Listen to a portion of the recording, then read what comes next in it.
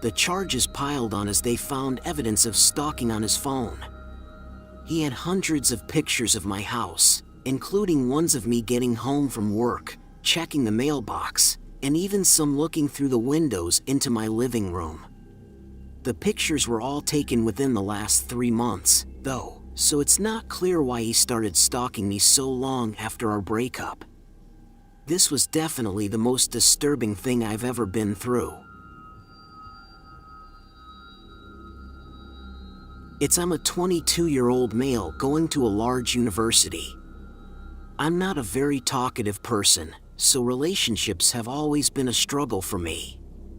During my junior year of college, I started using Tinder to hopefully have more success in finding someone. I knew the app wasn't an ideal way of meeting people, but it felt easier for me than just going up to someone and talking to them.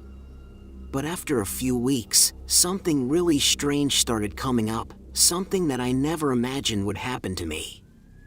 During the first week or two, things were going about as expected. I matched with and talked to a few girls, but nothing really seemed to click with any of them. Then I matched with a girl named Natalia. Based on her profile, she went to the same university as me and had a lot of the same interests. We started chatting right away, and a few days later, I asked her out on a coffee date at a nearby cafe. I was really excited, and on the day of, I walked down to the cafe and saved a table for us.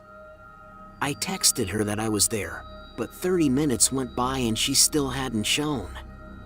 She wasn't responding anymore either. I was super bummed out because I really thought we were a good match. I waited another 15 minutes, then walked out. During the walk back to campus, though, a car pulled over on the side of the road next to me. A man rolled down the window and called out to me, "Hey, need a ride back to campus?"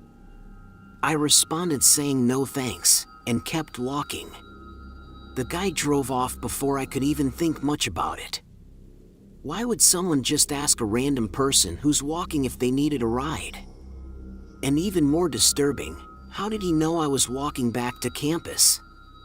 I thought maybe he just made the assumption that I was a college kid, and since I was heading in the direction toward the campus, that's where he thought I was headed. But still, it was a strange encounter. I got back to my dorm room and took the day off from Tinder. I made some food, relaxed, and tried to not let it get to my head. A few days later, maybe even a whole week later, I went to my morning classes, then had work right after. It was only a 10-minute walk off campus. During this walk, less than halfway to my work, a car stopped next to me on the road. It looked familiar, and I almost instantly recalled it as being the same car that stopped by me a week ago.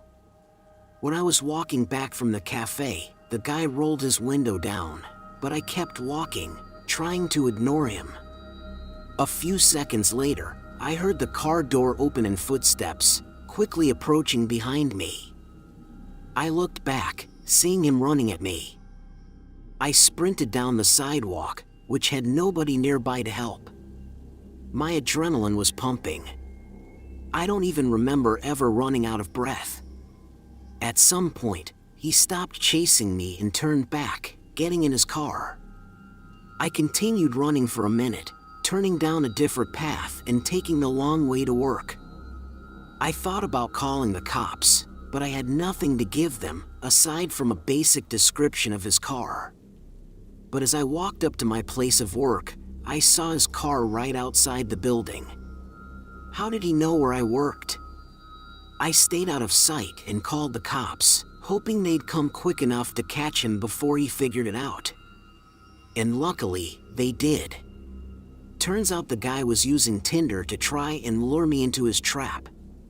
His account was under the name Natalia, so that explained how he knew so much. But I never said where I worked or the route I took to walk to work. So he must have been stalking me for a whole week to have known where I worked and the path I took to get there. He made no statements on what he planned to do once he got me.